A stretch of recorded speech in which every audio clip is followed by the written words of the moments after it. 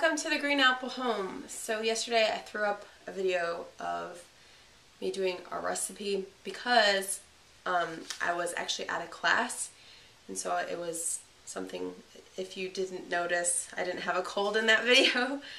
I went to a class and I'm sharing with you today what I learned yesterday when I was in the class. And the class was about short-term emergency preparedness. And it kind of kicked my butt because I am so ill-prepared, it seems.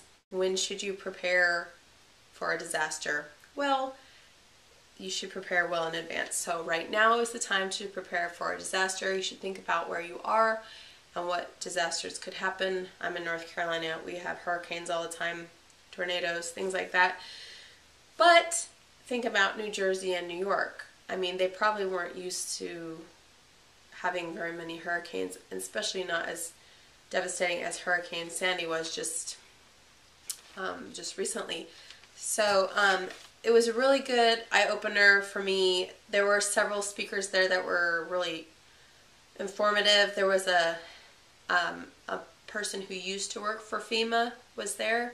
FEMA is the organization for government that actually I've kind of changed my perspective of FEMA, because in the event of an emergency, FEMA is not the government sweeping in to give anybody food or water. FEMA is basically there for you to apply, and if you qualify, then you can receive a grant and funds for money or for a small business loan.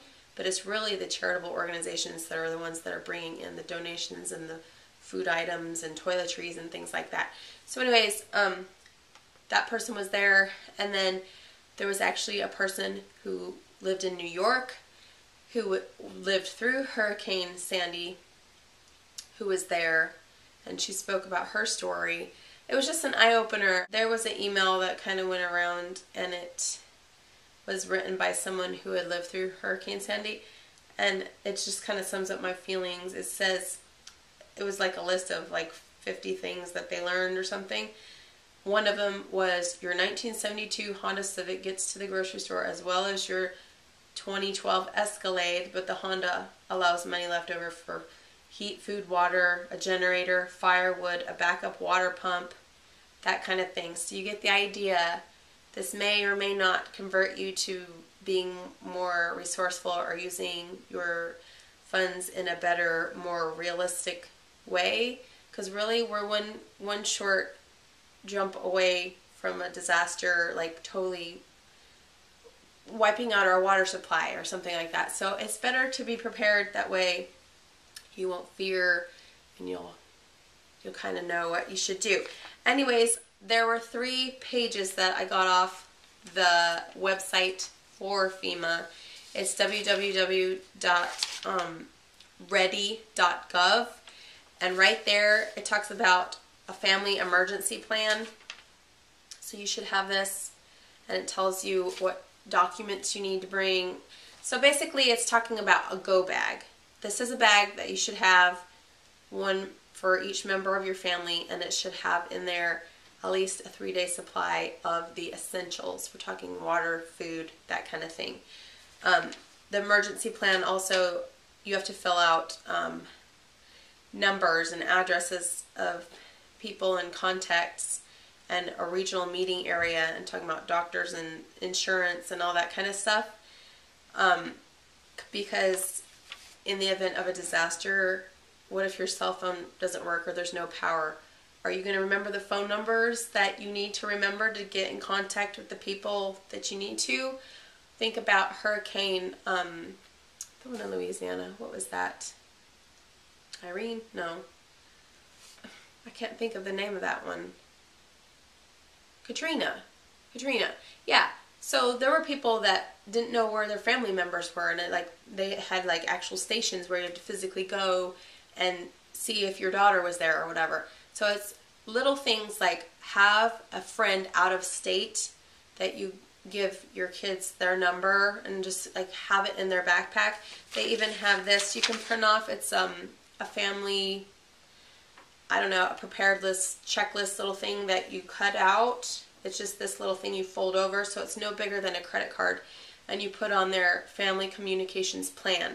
So you have the contact of the person out of state, so it most likely won't be a person that has been in the disaster that you can call. And then if everybody calls, then they'll be like, yeah, your mom called, she said to meet her at such and such place or whatever, or that kind of thing. Things you might not think about during an emergency. They've all got listed out for you, black and white. They've got a list of a basic disaster supply kit that you would need, which is your little go bag, what to put in it. There were things like a manual can opener that, I don't know if I would have put that in my kit if I hadn't had it on the list, but local maps, things like that. Also, it kind of gives you a rundown of little things you should know, like how to close off incoming water to your house. Say the water's contaminated, would you know where the valve is to close the water off for your house? Those kind of things, they're so practical, but you're like, oh, I don't know if I really know that. So there's pages you can print off. There's actually like a big, huge 200 some odd page manual, but just if you go under the basic area where it says basic disaster supply kit, or it'll have it as a drop down box option. You can click that and then just print off what you need off of there. If you wanted to do this, it's kind of one of those things where you need to kind of constantly just buy supplies for it. Otherwise, you can go, if you wanted to go and just buy everything on the list, you'd probably spend a small fortune. But if you, just plan as you go and do as much as you can when you can, then over time you're going to be able to have a prepared little kit for everybody. You're supposed to have 1 gallon of water per person per day. So really, number one is water. You need to store water or have water purifying tablets, that kind of thing. Having cash in small bills, gas. Then the second most thing would be fuel. Probably just as much fuel as water if you can. If not, at least get one of those red 5-gallon gas cans and fill it up, because you'd be surprised how fast water and ice and gas and that kind of thing goes. This is talking about a basic thing that you need to take with you, like in an emergency, you need to go. So the lady that was in New York that had to evacuate, she was in her house and she saw the water kind of coming up gradually. She eventually got flooded. So the water was coming up. They're like, oh, well, we need to move our cars. So there were 2 cars parked. Her husband moved the bigger car up the hill, and by the time he walked back to go get the second car, there was already water to the wheels of the car.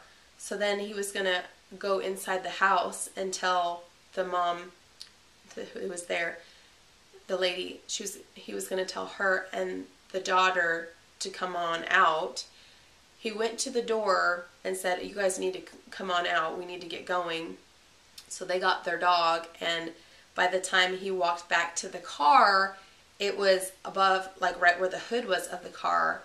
And so the mom and the daughter actually couldn't get out because the water was already up to their door and it was on the outside, so they couldn't push against the weight of the water. But the water, it was kind of like doing this, like receding and going like this, and it would recede and then come in really fast and then recede and then come in fast. So she said that had they not done it right, when, like open the door right when they did, they don't know if they could have gotten out. But right as it receded, they were able to open the door and get out before, they just couldn't, they were barricaded in their own home.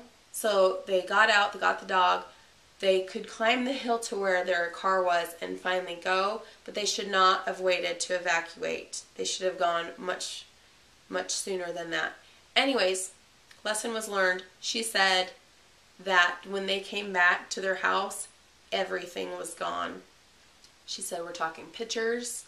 She said when the water receded and they were able to go back, the pictures were gone. Everything was ruined. The water line was like up to the ceiling. Like you could tell the water damage was that high. And she said there were pieces of furniture that were in other rooms where they didn't belong. The washer was like turned upside down. Just things. She said everything was ruined because the sewer and the sewage from the toilet and dirty water gets in, and so everything is like nasty, unsalvageable. So if they had at least a go bag where they could just grab it and go, they could have put their important things in it, because it talks on these pages about, you know, having your birth certificates and your records and stuff ready to go, or at least put it in a watertight, fireproof like case. So anyways, I'm going to be trying to work on this throughout the next couple of months. I said you want to put food in that you can eat lukewarm, because you're not necessarily going to have a heat supply. So things like pouch tuna, granola bars, peanut butter, those kind of things. It also says some stuff like comfort food, like fun food, like especially if you have kids. A friend of mine said that, because she's way more prepared than I am, she said that she, in her emergency kit, always keeps a tub of frosting and graham crackers. And it says stuff like travel games, and then just little things like that. I took so many notes. You need a lot of protein. Keep your sodium low, because then you won't need to drink as much. A hand crank for your cell phone. So apparently you can buy cell phone hand cranking charging things. So, I mean, there's things out there that I'm like, oh, that's kind of cool. So now I feel like my priorities are kind of shifting a little bit, where I'd rather have like a chainsaw that could help you, you know, cut down a tree that has fallen on your car or something, than say buying a new piece of furniture. I don't know. I just feel like it'd be better to be able to feed and clothe and get water for my family in the event of an emergency, rather than maybe some other things right now. I just feel like, I don't know, I just feel, I'm not like scared into it. I don't feel scared, but I feel like if you are prepared and have a plan, and your kids know, in your backpack there's a little thing where it has the phone number. When you're at the school, you can always call this number to reach me. You know, just have some sort of plan, even if it's a family emergency evacuation plan, just so they know what's going on. And because you know what, when they do know these things, then when an emergency hits, then they know what they should do, and they'll be less likely to be scared and panic and stuff like that. So anyways, it was very interesting. But yeah, all this stuff is online, www.ready.gov, FEMA. So yeah, people that lived through it, they said it's not going to happen where they're not prepared twice. So that's when I get my little basic disaster supply kit ready, I'll show it to you. That was what I learned in the class, basically to prepare for the worst, and so then when it happens, you'll be a little bit ahead of the game and be able to thrive, not just survive. But anyways, good free tips on the FEMA website. Alright, thanks for watching and listening to my spiel. We'll see you next time on The Green Apple Home.